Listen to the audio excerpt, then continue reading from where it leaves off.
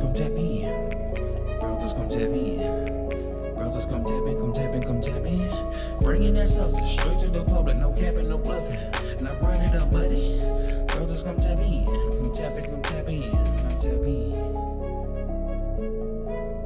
Browsers come tap in, tap in, tap in, tap in, tap in, tap in. All right, so here we go, man. We get ready to tap in and see what Caroline Levitt has to say about what's going on with these tariffs, man, and how they start to play a role on the U.S. economy.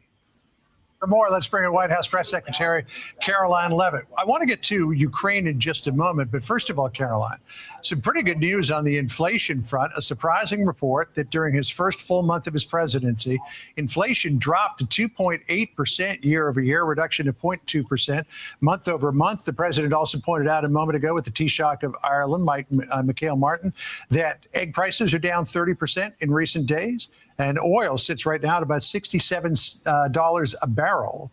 And that's something that consumers really care about.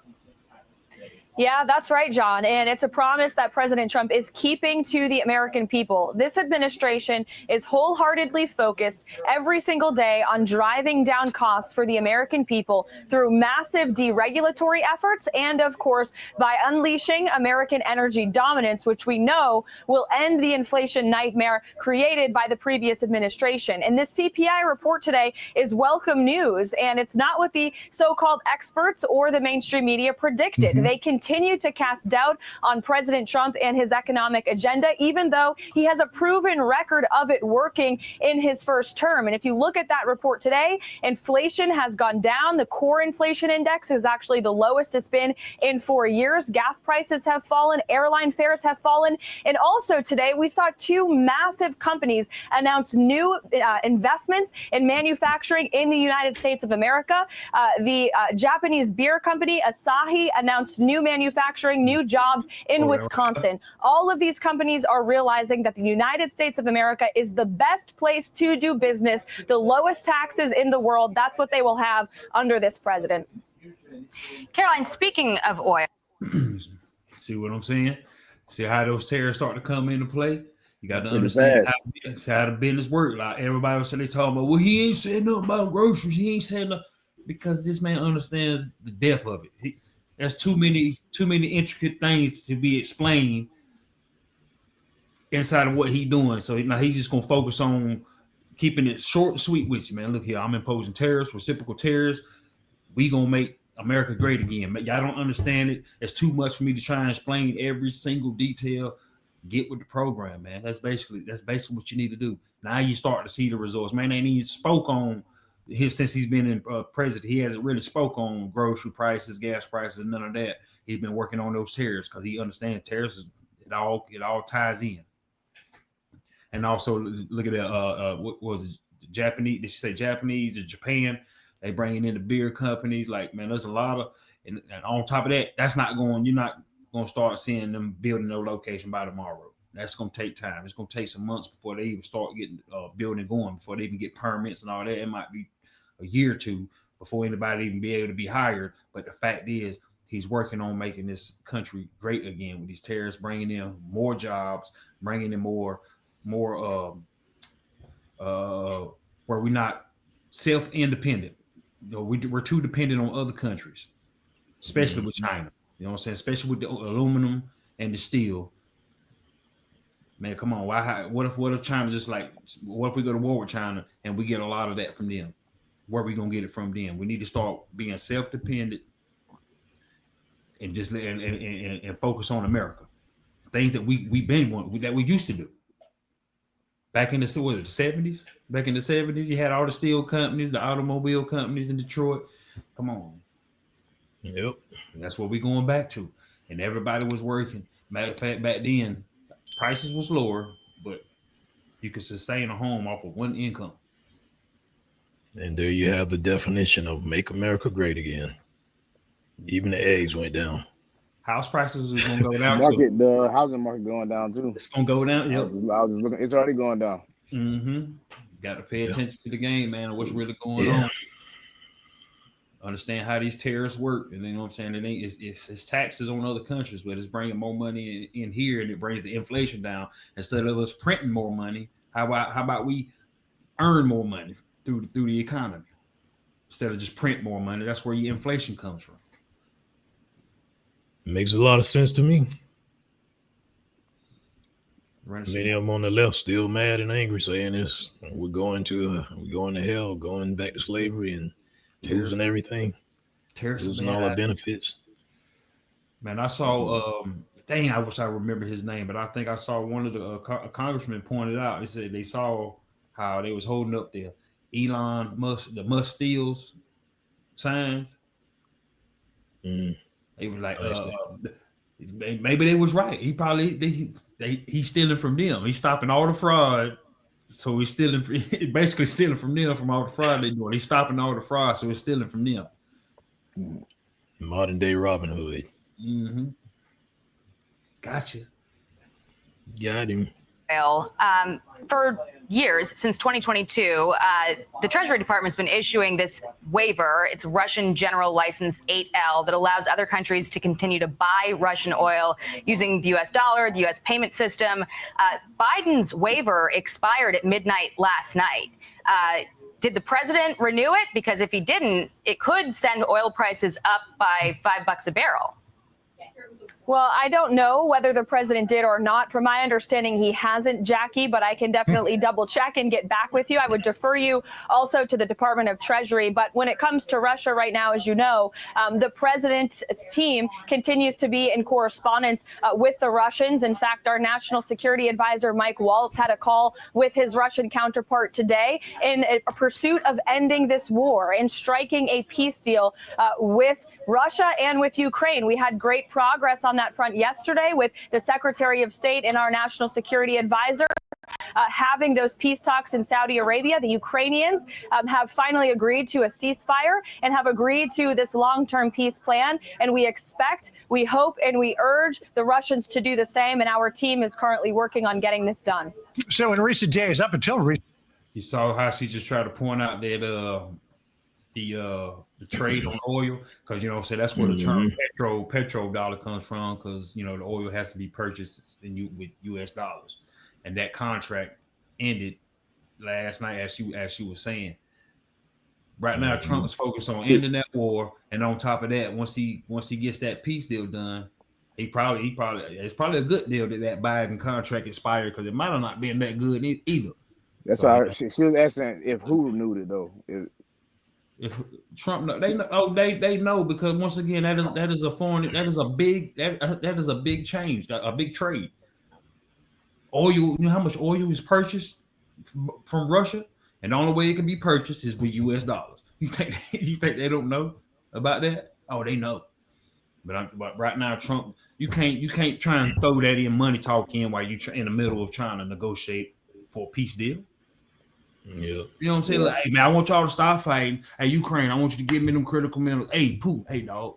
You know what I'm saying? You know what I'm saying? We got another deal too on that oil. Like, nah, you know what I'm saying? That don't sound too good in your negotiations while you're trying to end the war and let me collect some money off of you too at the same time. All right, now let's one thing at a time. One thing at a time. And right now, that war is probably more important due to the fact that as long as that war goes on, that actually might even hurt the deal on the oil trade being in U.S. dollars.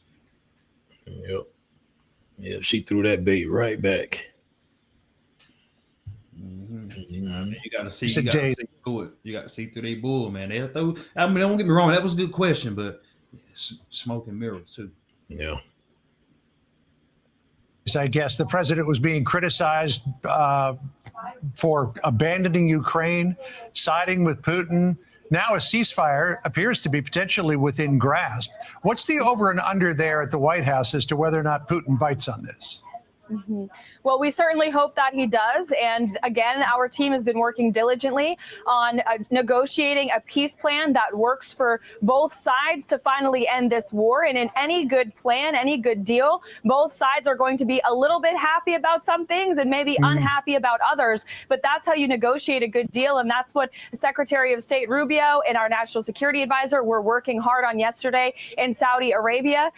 And again, this is about long-term peace and stability. And look at the tremendous progress that has been made by President Trump and this incredible team. I mean, before President Trump came into office, there was zero chance of a peace deal. Nobody was even talking about that. The only talk about this war in the United States was about sending more blank checks for the American taxpayer, who are incredibly tired of funding this effort. And so it's only because of the leadership of President Trump and his peace through strength approach, which the American people and the whole world did see on display in front of the cameras in that Oval Office meeting with Zelensky, that we are now at a place, we are on the 10th yard line of peace in this nearly 3-year-long war.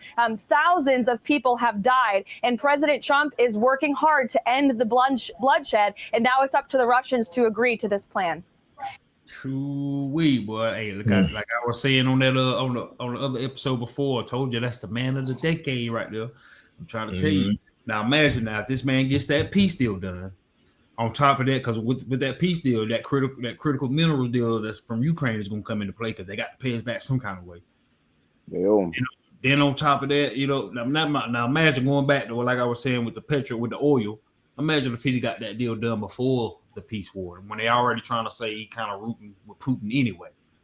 They definitely going to try and throw him up under the bus even more. So no, get this peace deal done, and then that, I'm saying that other deal going to come into play. He gonna work something out. Maybe that might even have something to do with the peace deal. We don't know.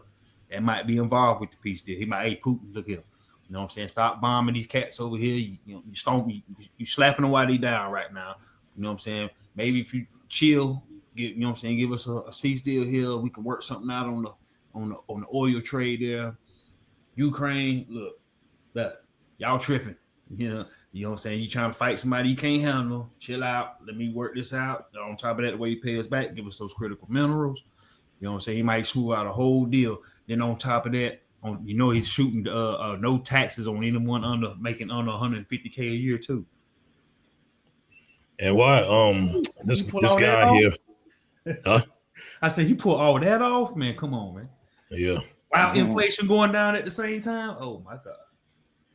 And why this dude in the beginning said Trump abandoned Zelensky and sided with Putin? He's not abandoning them. He's mediating. Yeah, exactly. Bringing them together. Like he said in the White House meeting he had, he was like, "I'm not on anybody's side. I'm on the American people's side. I'm on the side of peace." Mm-hmm. And he just threw that out there a minute ago, saying that Trump abandoned Ukraine. We did. We abandoned funds. We abandoned paying for stuff. Yeah, in that aspect. But he ain't gonna say it like that. He can just make it seem like Trump just abandoned them. Like we just saying, "I'll forget him." Okay, then why is there a peace deal going on right now? Clearly, he's not abandoning anything. Yeah. Come on, man. Stop making up these little narratives, fear mongering people. And I just don't understand how people that still following the left, being liberals and just not blindly following what these people say instead of looking what's in front of you, you won't be complaining as much as you would unless you just blatantly hate Trump at that point. Yeah, Zelensky almost ruined that too, though. He almost ruined his chances of having that peace deal. He's not the guy he's not the guy that should be running that country. And he once again, he got he's an actor. He tried to be at the Grammys over here. He got declined the seat. You know what I'm saying? The man is trying to do all kind of stuff. He's trying to be a part of the club, the American club, but also at the same time saying they don't need us, but you still want some money. Yeah, I didn't realize all that. I saw a clip the other day with someone speaking about that, what you just talked about, though. Candace, I didn't realize he was in all of that. Yeah, it was on Candace. Yep. Yeah. You know, Candace Orr. Caroline, you mentioned that Mike Waltz had a phone call with his counterpart, and I'm hoping you might be able to shed some light on a Bloomberg report that just crossed. It says that Russian officials hadn't discussed with the U.S. The agreement that was agreed to in Saudi Arabia, and that they find that framework unacceptable, saying that they'll need to ask for their own conditions before agreeing to any sort of a truce. But we've seen in the past, Russia has made a series of demands, including that Ukraine should become a neutral nation, cede the territory that it's already occupying, reduce the size of its military. This is sort of predictable from Russia. What was the response plan from the U.S. side if this was the answer that came out? Reduce the military? Well, I won't comment on that. What'd you say? No, I was just listening when she said reduce the size of the military. I'm like, man. Mm-hmm. Report, which was based on anonymous sources, nor will I get ahead of these negotiations with Russia. Again, our team is actively engaged. Mr. Witkoff, Steve Witkoff, the president's special envoy, is making his way to Moscow this week, again, to urge the Russians to sign on to this negotiation, and we hope that they will. All right, so let's move on to tariffs, because while we had some good news on the economy with inflation going down, a lot of people think that tariffs are a ticking time bomb. And Canada just announced that it's going to levy another $21 billion in retaliatory tariffs on the United States. A lot of that is going to be on sports gear, consumers as well. Could it possibly be, Caroline, that when these tariffs start to bite, that the progress that we saw in terms of lowering inflation goes the other way in the months to come? Well, this administration is walking and chewing gum at the same time. The president is effectively utilizing tariffs, not just as a negotiating tactic, but actually implementing them, as we saw with the 25% tariff on steel and aluminum, to bolster those industries here in the United States, to advance our national security interests, to create good paying jobs here at home. And you've actually seen the steel and aluminum industries applaud those tariffs as being good for their manufacturing, for their revenue, and for their workers, most importantly. And so the president will continue to effectively utilize tariffs while, again, driving down the cost of living in this country. Both things can happen at the same time. Just look at President Trump's first term as an example. When he left office, inflation was a low 1.4%. It was only driven up because the Biden administration spent money recklessly, and they drove up the cost of energy, which President Trump and his entire administration are focused on driving down. Or look at the massive deregulation that this administration has slashed. In fact, according to a report from the National Economic Council, we have already saved the American people $180 billion because of the regulations that we have already slashed. And we've only been here for 52 days. So don't bet against President Trump. Anyone who watched him in his first term should know that. Caroline, I want to ask you what. Only been in there for 52 days, and they've already made a nice little dent. You know, as an American, you know, you can't expect it to change overnight. You gotta sit patiently and give the man some time. But actually, if you ask me, he's ahead of time right now. He's moving faster. I didn't expect nothing within months from now, maybe up to a year. Mm-hmm. First year, I'm thinking it's gonna take him a whole year just to start getting things moving. 52 days, we rolling, baby. Yeah, taking care of business. One follow-up on this, because the American Automotive Policy Council has put out a statement sort of pushing back on this narrative. They said revoking the exemption for Canada and Mexico and extending tariffs to auto parts with steel and aluminum will add significant costs for automakers, suppliers, and consumers. You know, steel and aluminum tariffs obviously could have big impacts. Is it time for the president to do an Oval Office address maybe and try to explain to people that it might be bad for a little while, but it is in fact worth it? I think the president has been incredibly clear, Jackie, on where he stands and what he envisions for the future of America.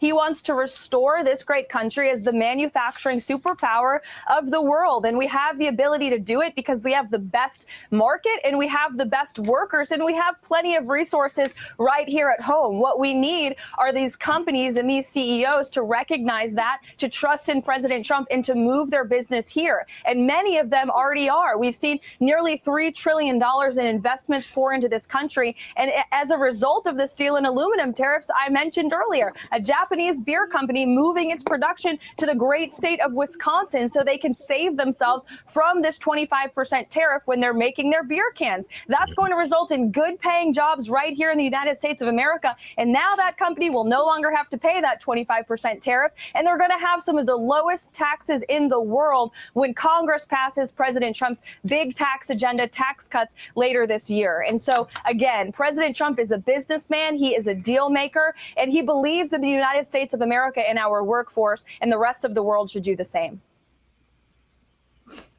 I mean, simple math, man. I mean, it should be clear by now. It should be clear. You got a whole company coming in to build. I mean, make aluminum cans, because beer cans is made out of aluminum.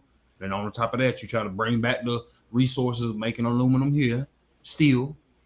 Come on now. If you're creating the product here while building the product here, that's too, come on, you're making money. And the two companies going to save the taxes, which is going to give them an incentive to bring more business. And other companies is going to follow suit. You think that's just the one? You got Apple. Now you got the Japanese beer cans. It's just beginning. 52 days. What you think it's going to be in 6 months? Matter of fact, the way he moving, day 100. This is the first 100 days, right? Ooh. Oh, we. You're only halfway through, baby. Like Patrick Bet David say, future looks bright. Yes, it do. That's all I can see. Yeah, everybody be happy as the cost of living keep coming down. So everybody gonna be happy, and it's gonna keep. He can't run again, but it's gonna keep the Republicans in there. Yeah, because you Trump haters is just not going. The Trump haters are still gonna be who they are. They gonna hate that man until his 4 years is up, and then they gonna pass on that hatred to JD Vance. I'm sorry, JD Vance, but it comes with the territory, bro. I'm letting you know right now, you already got it locked in for 2028. So yeah, he up next. Vance up next. Vance up next. Ramaswamy gonna be the VP. So let's go ahead. That's what it is, man. And by that time, if they don't start to see how stupid they looking, they don't. Matter of fact, they were talking about it today. They said, yes, the American people is saying that we should fight harder.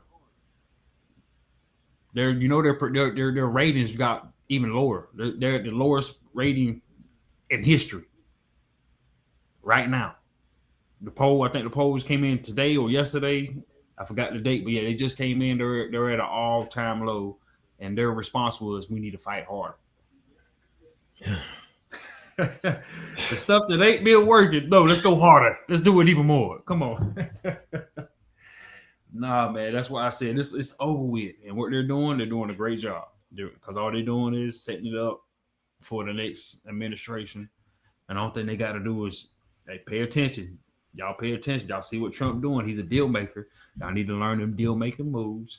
See how he's standing strong and not folding. And let's keep that thing going. Because, man, I'm telling you, 4 years from now, it's really gonna kick in with everything that he's doing now. It's already playing a very small effect now. Yeah. And he keeps doing what he's doing 4 years from now, and then someone else come in behind and just grabs the baton and takes it along. Oh man, strategy.